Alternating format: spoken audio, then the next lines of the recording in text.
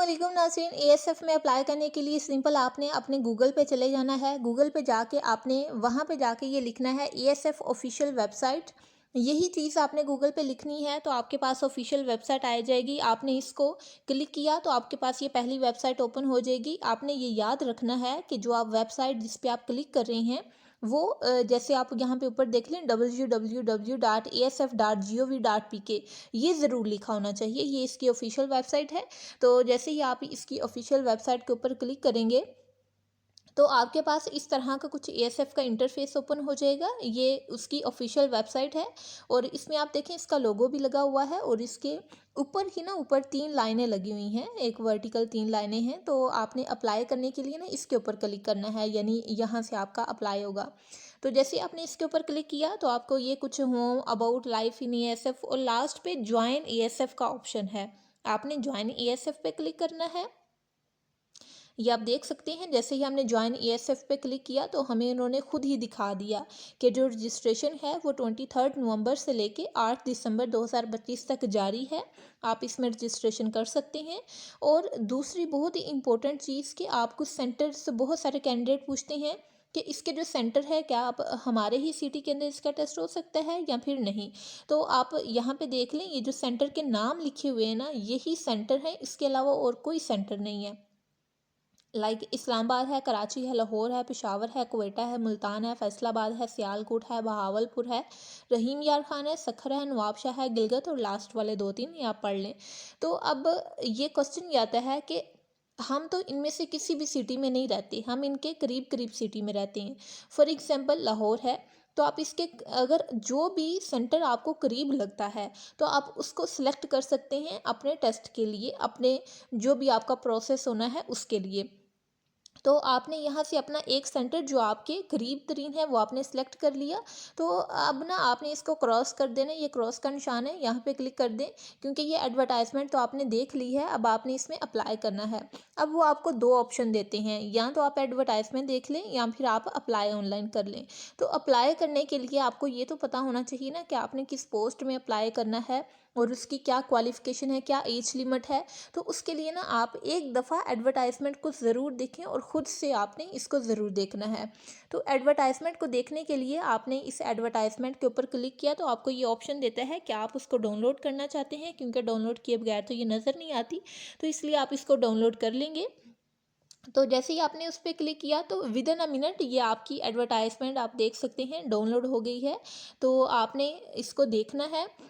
आपने सिर्फ ये देखना है कि आपने किस में अप्लाई करना है और उसकी एज लिमिट क्या है, तलीमी काबिलियत क्या है और इसके अंदर कितनी असामियाँ हैं। तो आप इसको गौर से देख लें। सबसे पहले एएसआई की है, इसके अंदर इंटरमीडिएट क्वालिफिकेशन यानी 12th पास है और 18 से 30 साल वाले मर्द ख़वातीन इसमें अप्लाई कर सकते हैं। इसके बाद कारपोरल है, 7 स्केल की जॉब है, फिर कारपोरल ड्राइवर है। इसके आगे इसकी क्वालिफ़िकेशन भी लिखी हुई है, वो आप खुद देख लीजिएगा और ज़रूर देखिएगा। फिर असिस्टेंट है, फिर स्टेनोटाइपिस्ट है, फिर यूडीसी है, फिर एलडीसी है, फिर ड्राफ्ट्समैन है, फिर रिलीजियस टीचर है, फिर लैब अटेंडेंट है, फिर मेडिकल अटेंडेंट है, फिर नर्सिंग असिस्टेंट है, फिर कंपाउंडर है, फिर एमटी ड्राइवर है। तो आपने किसी भी में अप्लाई करना है तो आप इसकी आगे क्वालिफ़िकेशन और इसकी एज लिमिट ज़रूर देख लीजिएगा अप्लाई करने से पहले।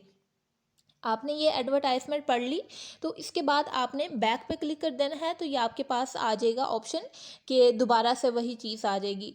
अब आपने अप्लाई करना है। इसमें अप्लाई करने के लिए आप अप्लाई ऑनलाइन पे क्लिक करेंगे। तो जैसे ही आपने इसके अप्लाई ऑनलाइन पे क्लिक किया तो आपको ये इस तरह का आ जाएगा इंटरफेस के कैंडिडेट जो हैं वो साइन अप करें। अब यहाँ पे दो चीज़ें हैं। अगर आपने पहले इस वेबसाइट को ओपन किया हुआ है, यहाँ पे अपना अकाउंट बनाया हुआ है, साइन अप किया हुआ है, तो आपने वही अपना CNIC लगाना है, CNIC की एक्सपायरी डेट लगानी है, ईमेल लगानी है, पासवर्ड और कंफर्म पासवर्ड। अब यहाँ पे ध्यान से आप सुन लें, जो CNIC है उसके अंदर आपने डैशेस नहीं डालनी। फॉर एग्जांपल आपका CNIC है 3-4 डिजिट, 3-4-5-6 के बाद एक वो डैश लगाते हैं, माइनस की तरह का साइन होता है, तो वो आपने नहीं लगाना। उसके बगैर ही जो 13 डिजिट होते हैं आपके CNIC के वो आपने यहाँ पे लिखने हैं और उसके बाद CNIC की एक्सपायरी डेट लिखनी है। अब यहाँ पे CNIC की एक्सपायरी डेट पे जब आप क्लिक करेंगे तो आपको इस तरह का वो दे देंगे एक कैलेंडर। उसमें से आपने आपका जो अपना CNIC है ना, उसके ऊपर इशू डेट के नीचे एक्सपायरी डेट लिखी होगी CNIC के ऊपर ही, वहाँ से आपने देख लेनी है। फिर ये जो 2025 लिखा हुआ है, इसको आप क्लिक करेंगे तो आपके पास ईयर आ जाएगा। तो जो साल आपके CNIC का एक्सपायरी है साल है, वो आपने यहाँ पे क्लिक करना है। और फिर उसके बाद आपने अपना ईमेल एंटर करना है, फिर आपने अपना पासवर्ड लगाना है, फिर कंफर्म पासवर्ड, यानी जो पासवर्ड आपने लगाया है यहाँ पे, उसी को आपने नीचे कंफर्म पासवर्ड पे लिखना है। फिर उसके बाद आपने यहाँ से साइन अप कर लेना है, पहली दफ़ा अगर आप कर रहे हैं, और अगर आप दूसरी दफ़ा कर रहे हैं तो आपने वही सारी इन्फॉर्मेशन लगा के साइन इन कर लेना है। लेकिन जैसे ही आप साइन अप या फिर साइन इन पे क्लिक करेंगे, इसके बाद आपके पास ये रजिस्ट्रेशन फॉर्म ओपन हो जाएगा। इसमें सबसे पहले आपने अपनी फ़ोटो अपलोड करनी है, जो कि पासपोर्ट साइज़ होनी चाहिए। वो सेल्फ़ी या फिर फुल बॉडी पिक्चर नहीं होनी चाहिए, और 30 KB से उसका साइज़ कम होना चाहिए। इसके बाद आपने CNIC की फ्रंट साइड अपलोड करनी है, उसका साइज़ भी 30 KB से कम होना चाहिए। और अगर आपकी पिक्चर ज़्यादा स्टोरेज ज़्यादा वाली है, तो आपने रीसाइज पिक्चर के ऊपर क्लिक करके उसको कर लेना है, छोटा कर लेना है। फिर आपने अपना टेस्ट सेंटर सेलेक्ट करना है, आप यहाँ से कोई भी अपना टेस्ट सेंटर सेलेक्ट कर सकते हैं जो आपके करीब है। फिर उसके बाद आपने अपना प्रोविंस सेलेक्ट करना है, आप किस प्रोविंस से हैं। उसके बाद आपने अपना डोमिसाइल सेलेक्ट करना है कि आपका डोमिसाइल किस प्रोविंस का है। फिर आपने डोमिसाइल इशुएंस, यानी आपका डोमिसाइल कब इशू हुआ था, डोमिसाइल के ऊपर वो डेट लिखी होगी, वो आपने यहाँ पे सेलेक्ट करनी है, यहाँ पे आपने लिखनी है। फिर आपके कैंडिडेट की इन्फॉर्मेशन आ जाएगी, जिसमें आप देख सकते हैं अपना नाम, father name, date of birth लिखनी है, एज लिखनी है। तो जैसे ही आप अपनी ये सारी इन्फॉर्मेशन पुट करेंगे, तो आपके पास नेक्स्ट ऑप्शन आते जाएंगे। तो आपने हर एक को अच्छे से क्लिक करना है, यानी हर एक को अच्छे से पुट करना है, कोई भी स्पेलिंग मिस्टेक नहीं होनी चाहिए, कोई भी आपके पास गलत इन्फॉर्मेशन नहीं होनी चाहिए, वरना आपकी रजिस्ट्रेशन नहीं होगी, फॉर्म लॉक हो जाएगा। तो आपने हर चीज़ को अच्छे से ध्यान से देख के पुट करना है। उसके बाद नाज़रीन, आपकी ये कास्ट आ जाएगी, आपने यहाँ से अपनी कास्ट सेलेक्ट करनी है, और कास्ट के ऊपर ना आपका CNIC लिखा हुआ आएगा।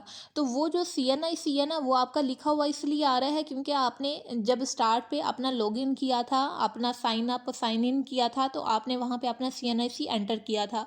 तो वो आपने चेक कर लेना है कि आपका CNIC ठीक है। ये जो सबसे ऊपर आपको कास्ट का ऑप्शन नज़र आ रहा है ना, इसके ऊपर आपका CNIC लिखा होगा, वो आपने चेक कर लेना है। उसके बाद आपने अपना जेंडर देखना है, आप मेल हैं फीमेल हैं जो भी हैं, आपने यहाँ से सिलेक्ट कर लेना है जेंडर। और फिर उसके बाद आपने अपना मोबाइल नंबर लिखना है, कॉन्टैक्ट नंबर लिखना है। आपके पास 2 होने चाहिए, ताकि जब भी आपको कोई भी इन्फॉर्मेशन आनी है, कोई मैसेजेस वगैरह आने हैं, तो अगर आपका एक नंबर नहीं चल रहा तो दूसरे नंबर पे वो कॉन्टैक्ट कर सके।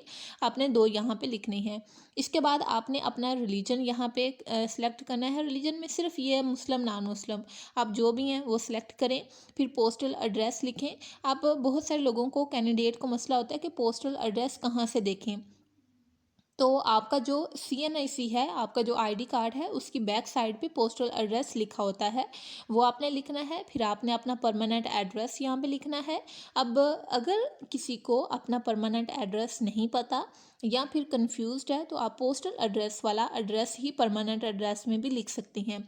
इसके बाद एज रिलैक्सेशन वाला टैब है, यानी अगर आप एज रिलैक्सेशन लेना चाहते हैं तो आप यहाँ पे लगा सकते हैं। अगर आप किसी आर्म्ड फोर्सेस, आर्मी, नेवी या फिर एयरफोर्स में से रिटायर्ड हैं, तो आपको 15 साल ज़्यादा आपकी एज लिमिट दी जाएगी। अगर आप गवर्नमेंट सर्वेंट हैं तो 10 साल की एज लिमिट आपको मज़ीद रिलैक्सेशन दी जाएगी। अगर आप डिसेबल पर्सन हैं तो आपको 10 साल की, और अगर आप कोई विडो हैं या फिर गवर्नमेंट सर्वेंट अपनी सर्विस के दौरान जो हैं वफात पा गए हैं, तो उनको 5 साल की रिलैक्सेशन मिलेगी। माइनॉरिटीज़ के लिए 3 साल की रिलैक्सेशन है, और प्रोविंशियल के लिए 3 साल की रिलैक्सेशन है। और अगर आप इनमें से कोई रिलैक्सेशन लेना चाहते हैं तो ठीक है, अगर आप रिलैक्सेशन नहीं लेना चाहते तो एज रिलैक्सेशन नॉट क्लेम्ड आप क्लिक कर देंगे। इसके बाद आपने कोई भी एक सिलेक्ट जो किया है, आपने डिसएबिलिटी वाला अगर सिलेक्ट किया है, तो आप यहाँ पे अपनी डिसएबिलिटी वाला सर्टिफिकेट लगाएंगे। और फिर आपने लास्ट पे उन्होंने पूछा हुआ है कि आपके पास वैलिड ड्राइविंग लाइसेंस है फिर या नहीं है। आप येस और नो पे क्लिक कर सकते हैं अपने अकॉर्डिंग। फिर आपने अपनी यहाँ पे अपडेट वाले ऑप्शन पे क्लिक कर देना है। आपकी जितनी भी ऊपर इंफॉर्मेशन आपकी पीछे स्टोर हो रही थी वो अपडेट हो जाएगी। फिर आपने अपनी एकेडमिक डिग्री यहाँ पे एकेडमिक इन्फॉर्मेशन देनी है। अब यहाँ पे उन्होंने लिखा हुआ है हाईएस्ट डिग्री, तो आप एग्जाम्पल के तौर पे आपने मैट्रिक की बेस पे एएसएफ में अप्लाई करना है, लेकिन आपकी क्वालिफ़िकेशन है ग्रेजुएशन, तो आप यहाँ पे ग्रेजुएशन सेलेक्ट करेंगे। फिर डिग्री का आपने यहाँ पे नाम लिखना है, फिर आपने उसके रिजल्ट डेट लिखनी है, फिर board, university, total CGPA, obtain CGPA. एक चीज़ को मैं दोबारा रिपीट कर रही हूँ इस चीज़ को, कि आपने जितनी आपकी क्वालिफ़िकेशन है हाईएस्ट डिग्री यहाँ पे लिखनी है। अभी आपका अप्लाई नहीं हो रहा, अभी आपकी इन्फॉर्मेशन जा रही है सिर्फ, तो आपने हाईएस्ट डिग्री यहाँ पे लिखनी है। तो फिर आपने सेव के ऑप्शन पे क्लिक कर देना है। तो सेव के ऑप्शन पे क्लिक करने के बाद यहाँ पे प्रोफेशनल क्वालिफिकेशन का टैब है। अब इसका मतलब ये है, आपने कोई बीएड किया हुआ है, एमएड किया हुआ है, या आपके पास कोई कंप्यूटर का डिप्लोमा है, कोई और डिप्लोमा है, कोई भी आपने प्रोफेशनल क्वालिफिकेशन ली हुई है, तो उसके आप यहाँ पे टोटल उसकी जो इन्फॉर्मेशन है वो यहाँ पे पुट करेंगे, उसको सेव कर देंगे।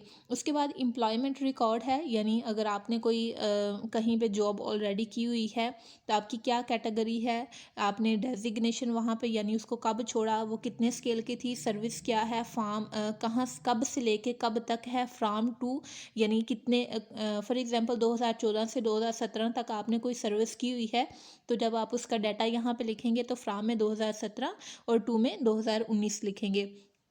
फिर आप ड्यूरेशन लिखेंगे, यानी 2 साल का ड्यूरेशन है। फिर आप स्टेटस लिखेंगे, यानी अभी आप वहाँ पे काम कर रहे हैं या नहीं। फिर एनओसी लिखेंगे, यानी अगर आप वहाँ पे काम कर रहे हैं और आपने उनसे नो ऑब्जेक्शन सर्टिफिकेट लिया है या नहीं लिया। ये सब कुछ करने के बाद आप इसको सेव कर देंगे। तो ये सारा कुछ सेव कर देना है। फिर आपके क्या हो जाएगी, रजिस्ट्रेशन जो है वो हो जाएगी। रजिस्ट्रेशन के बाद ना आपने यहाँ पे अप्लाई पे क्लिक करना है, तो आपका अप्लाई हो जाएगा। दोबारा मैं बता रही हूँ, आप इसके बिल्कुल शुरू पे आ जाएंगे तो ये आपको ऊपर 3 लाइनें नज़र आ रही हैं, यहाँ पे आपने क्लिक करना है, तो फिर आपने अप्लाई पे क्लिक कर देना है। तो जैसे ही आप अप्लाई पे क्लिक करेंगे तो आपका स्टार्ट हो जाएगा अप्लाई, कि आपने किस किस पोस्ट के अंदर अप्लाई करना है। तो देखते हैं किस तरह का आएगा। अब यहाँ पे आ रहा है कि आपने आपने जो इन्फॉर्मेशन है वो मुकम्मल अच्छे तरीके से पुट करनी है। अगर आप इन्फॉर्मेशन को अच्छे तरीके से पीछे फिलअप नहीं करेंगे, रजिस्ट्रेशन फॉर्म के बगैर यहाँ अप्लाई पे आ जाएंगे, तो आपको इस तरह की हदायत आ जाएंगी और आप उसमें अप्लाई नहीं कर सकते। तो आपने रजिस्ट्रेशन फॉर्म को पहले अच्छे से फिल करना है।